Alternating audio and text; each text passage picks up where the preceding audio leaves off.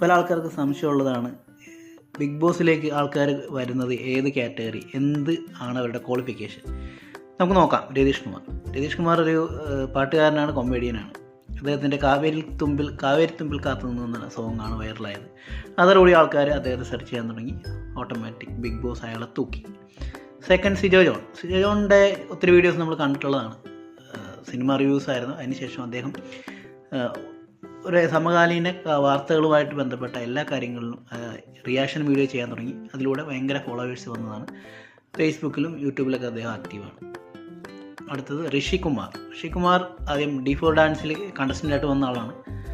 അതിന് ശേഷമാണ് അദ്ദേഹം ഉപ്പുമുളകും ക്യാരക്ടറിലേക്ക് വന്ന് മുടി കാണുന്ന പോലെ തന്നെ മുടിയനായ പുത്രൻ. അടുത്തതാണ് ജിൻഡോ സെലിബ്രിറ്റീസ് മസിൽ ബിൽഡറാണ്. അപ്പോൾ അദ്ദേഹം സെലിബ്രിറ്റീസിനെ ട്രെയിൻ ചെയ്യിച്ച ഒരാളും കൂടിയാണ്. ഹനാൻ, ഷൈൻ നിഗം അങ്ങനെ ഫേമസ് ആയിരുന്നു.